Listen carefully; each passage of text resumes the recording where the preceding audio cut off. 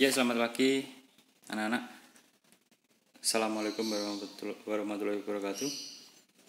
Perkenalkan, nama saya Yuda Kristiawan. Di sini saya nanti akan mengajar materi tentang biologi. Unit kerja di SMA Negeri 1 Blitar. Nah, kita langsung saja untuk masuk ke materi yang pertama, yaitu tentang apa saja yang nanti kita pelajari di biologi. Untuk profil saya secara lengkap bisa dilihat di layar sebelah kanan itu. Selanjutnya kita masuk ke materi. Nah, ini.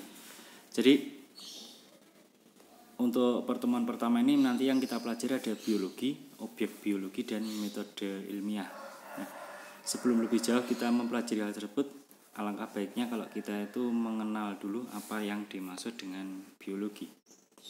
Biologi itu berasal dari kata bio dan logi atau logos, yaitu bio adalah hidup, logi atau logos adalah ilmu. Jadi biologi adalah ilmu yang mempelajari tentang makhluk hidup. Apakah hanya makhluk hidup? Ternyata tidak, karena dalam biologi kita juga belajar tentang makhluk hidup yang pernah hidup. Jadi kalau sekarang sudah mati, contohnya misalnya ada fosil. Fosil itu dulu makhluk hidup, tapi sekarang adalah benda mati. Nah, itu kita pelajari dalam biologi. Tidak hanya itu saja, kita juga belajar tempat hidup mereka. Jadi ekosistem di mana makhluk hidup itu hidup, itu juga kita pelajari. Oke, selanjutnya pada saat belajar biologi nanti kita perlu mengenali objek biologi. Jadi objeknya apa saja yang nanti kita akan pelajari. Jadi ada kelompok makhluk hidup. Jadi nanti yang kita pelajari adalah kelompok-kelompok makhluk hidup. Yang kedua, tingkatan organisasi yang ada pada makhluk hidup. Nanti kita akan bahas lebih lanjut. Nah, selanjutnya untuk belajar objek-objek biologi dan tingkatan organisasi tersebut, kita menggunakan yang namanya cabang-cabang ilmu biologi. Jadi ada banyak sekali cabang ilmu biologi untuk mempelajari objek-objek biologi. Nah, keterkaitannya dengan metode ilmiah. Jadi karena biologi itu adalah sebuah ilmu, maka untuk memperoleh kebenaran ilmu kita menggunakan yang namanya metode ilmiah. Oke, nanti kita bahas. Sekarang kita masuk ke objek biologi dulu. Ya. Jadi objek biologi yang pertama, kelompok-kelompok makhluk hidup. Kita pelajari. Sebelum kita lebih dalam ke kelompok-kelompok makhluk hidup tersebut, kita lihat dulu perkembangan dari kelompok makhluk hidup. Jadi sifatnya sebuah ilmu itu dinamis, selalu berubah-ubah. Contohnya dulu pada tahun 1758 orang mengerti atau hanya mengetahui bahwa kelompok makhluk hidup itu hanya ada pelantai dan animalia. Tapi selanjutnya berkembang menjadi 3 kingdom, 4 kingdom, 5 kingdom, dan 6 kingdom. Nah, ini perkembangannya. Nanti kita fokus mempelajari untuk yang 6 kingdom. Nah, kita lihat di sini untuk 6 kingdom. Jadi pada sistem pengelompokan 6 kingdom ini terbagi menjadi 3 domain. Ada domain archaea, ada domain bakteria, dan ada domain eukarya. Nah, untuk domain archaea itu ada kingdomnya adalah Archaebacteria. Untuk domain kedua bakteri, kingdomnya adalah Eubacteria. Sedangkan untuk domain ketiga eukarya, kingdomnya adalah Protista, fungi, plantae, dan animalia. Jadi 4 kelompok itu masuk ke dalam domain eukarya. Apa yang menjadi mereka dikelompokkan dalam kingdom-kingdom tersebut? Nah, tentunya berdasarkan ciri-ciri. Nah, ini kita lihat ada sistem klasifikasi 6 kingdom itu. Yang pertama domain ada Archaebacteria, bakteri, eukarya. Nah, contohnya gambarnya ada di situ. Nah, apa yang membuat mereka dikelompokkan dalam masing-masing kingdom? Itu karakteristiknya. Kita bahas dulu domain. Untuk domain bakteria dan Archaebacteria, keduanya sama-sama organisme prokariotik atau organisme yang tidak memiliki membran inti. Selanjutnya, karena bakteri dan Archaebacteria itu memiliki karakteristik tempat hidup yang berbeda, maka mereka dipisahkan dalam domain sendiri-sendiri, yaitu bakteri dan Archaebacteria. Sedangkan domain eukarya karena karakteristik atau ciri-cirinya adalah memiliki membran inti atau organisme eukariotik, maka mereka dikelompokkan dalam satu domain. Nah, selanjutnya kita pelajari lebih lanjut tentang karakteristik yang ada pada kingdom. Untuk kingdom bakteri, itu adalah organisme bersel satu atau disebut juga dengan uniseluler dan sifatnya prokariotik. Jadi prokariotik itu maksudnya tidak memiliki membran inti. Selanjutnya Archaebacteria itu organisme bersel satu dan seringkali hidup di lingkungan ekstrim. Contohnya lingkungan ekstrim itu misalnya di dalam kawah yang suhunya tinggi atau di tempat yang kadar garamnya tinggi. Nah, itu adalah masuk dalam kelompok kingdom Archaebacteria. Nah, untuk domain eukarya atau yang memiliki membran inti dibagi menjadi 4 kingdom. Yang pertama adalah protista. Uniseluler, lebih kompleks dari bakteri atau Archaebacteria. Tentunya mereka memiliki membran inti karena ciri utamanya adalah memiliki membran inti. Yang kedua adalah jamur, fungi. Fungi adalah makhluk hidup yang sifatnya uniseluler atau multiseluler dan karakteristiknya dia menyerap makanan. Ingat, menyerap makanan. Jadi dia menguraikan makanan di luar kemudian diserap sari-sari makanannya. Apakah berbeda dengan animalia? Animalia kan juga memakan. Nah, bedanya kalau animalia itu dia memakan dulu baru diserap di dalam sistem atau saluran pencernaan. Jadi kalau boleh kita simpulkan itu lebih tepatnya untuk fungi, plantae dan animalia itu dibedakan atas dasar cara memperoleh makanan atau memperoleh nutrisi. Bagaimana dengan tumbuhan atau kingdom plantae? Nah, untuk kingdom plantae dia dapat membuat makanannya sendiri atau dia bersifat dapat melakukan fotosintesis atau autotrof namanya. Jadi auto itu sendiri, trof itu makanan. Jadi dia dapat memperoleh makanannya sendiri.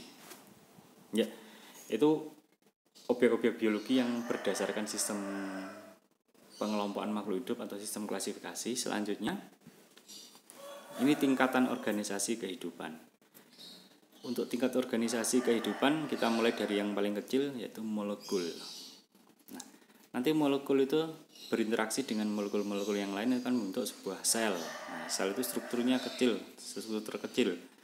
Satuan fungsional, satuan struktural makhluk hidup. Selanjutnya sel-sel tersebut akan berinteraksi berkelompok membentuk sebuah jaringan. Jaringan-jaringan akan membentuk sebuah organ. Nah, contohnya organ seperti ada jantung, kemudian paru-paru, terus kemudian ada ginjal dan lain sebagainya. Nah, organ-organ yang memiliki karakter sejenis seperti saya contohkan misalnya ada jantung, pembuluh darah, kapiler, vena, arteri. Nah, mereka akan bekerja sama, berinteraksi, saling berinteraksi, membentuk yang namanya sistem organ. Kalau yang saya contohkan barusan tadi, nah itu akan membentuk sistem organ yang disebut dengan sistem sirkulasi. Jadi sistem sirkulasi atau sistem peredaran darah itu organnya siapa? Ada jantung, pembuluh darah, arteri, vena dan lain sebagainya. Nah, bagaimana kalau sistem respirasi misalnya atau sistem pernafasan? Organnya berarti adalah ada paru-paru, ada tenggorokan, terus kemudian ada trakea dan seterusnya. Nah, itu sistem organ. Selanjutnya sistem organ akan berinteraksi dengan sistem organ yang lain, membentuk yang namanya sebuah organisme atau satu makhluk hidup. Jadi satu makhluk hidup penuh itu tersusun atas sistem-sistem organ. Makhluk hidup yang satu jenis berinteraksi membentuk satu populasi. Jadi dalam satu populasi itu isinya banyak makhluk hidup tetapi satu jenis. Selanjutnya beberapa populasi-populasi akan membentuk sebuah komunitas. Jadi misalnya ada populasi kambing, populasi rumput, kemudian ada populasi ayam, populasi sapi. Itu akan disebut dengan yang namanya komunitas karena banyak populasi yang ada di situ. Nah, komunitas bisa juga dikatakan adalah beberapa kelompok-kelompok makhluk hidup.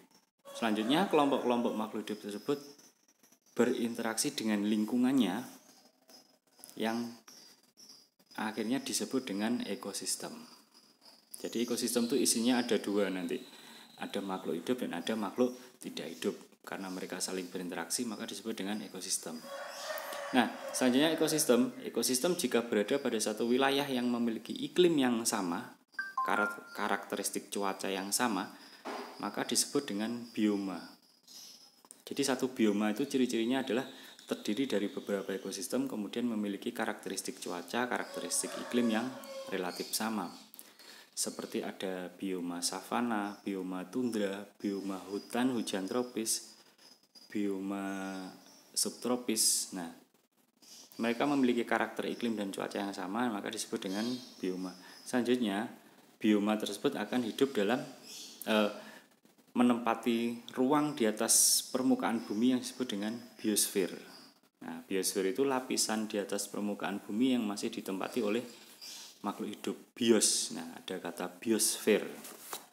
Oke, itu objek-objek biologi. Nanti kita pelajari di situ. Selanjutnya kita belajar cabang-cabang ilmu biologi. Nah, ini penting karena biologi itu ruang lingkupnya sangat luas sehingga para ahli biologi itu membuat pengkhususan pengkajian sesuai dengan objeknya. Saya ada beberapa contoh, misalnya morfologi. Morfologi itu ilmu yang mempelajari tentang struktur luar makhluk hidup. Anatomi mempelajari bagian dalam tubuh makhluk hidup. Histologi mempelajari tentang jaringan. Selanjutnya ada fisiologi, mempelajari tentang faal atau proses kerja dalam tubuh hewan maupun tumbuhan. Nah, demikian seterusnya. Ini cabang-cabang ilmu biologi. Nah, cabang ilmu biologi tidak hanya seperti yang saya sebutkan di contoh. Ada banyak sekali, bahkan kalau mau dihitung jumlahnya bisa sampai ratusan. Nah, tugas kalian nanti adalah mengetahui sebanyak-banyaknya cabang ilmu biologi yang ada. Nah, untuk kegiatan belajar hari ini adalah yang pertama silakan membuat poster profil. Jadi kamu membuat poster profil yang berisi nama, nomor absen, NISN, asal sekolah, hobi, foto terbaru, alamat, nomor WA aktif, nomor WA orang tua. Silakan nanti di-upload di GC. Nah, yang kedua, silakan mencari cabang-cabang ilmu biologi. Satu anak nanti membuat 2 cabang ilmu biologi. Nah, untuk 2 cabang ilmu biologi nanti silahkan dituliskan di kolom komentar tugas yang saya berikan. Contoh formatnya ada di itu yang saya beri kotak warna hijau itu. Selanjutnya untuk yang ketiga, kegiatan yang ketiga adalah buatlah peta konsep. Jadi peta konsep dari materi yang sudah saya sampaikan. Karena waktunya 3 kali 45 menit, saya rasa 3 kegiatan ini bisa cukup dilakukan. Nah, untuk cabang ilmu biologi, antara satu anak dengan anak yang lain tidak boleh sama ya. Jadi nanti kalau misalnya ada yang sama, yang saya gunakan adalah urutan. Jadi yang bawah itu, kalau misalnya mengetahui yang di atas itu sama, maka dia harus segera mencari ganti. Kalau tidak, maka tidak akan saya rekap, saya masukkan ke penilaian. Nah, ini. Nah, demikian kegiatan kita untuk hari ini. Silakan anak-anak segera mempersiapkan diri untuk mempelajari dan melaksanakan kegiatan atau tugasnya. Selamat belajar. Situasi masih belum memungkinkan kita untuk pertemuan tatap muka, jadi tetap semangat walaupun belajar masih dalam kondisi daring. Saya akhiri, Assalamualaikum warahmatullahi wabarakatuh.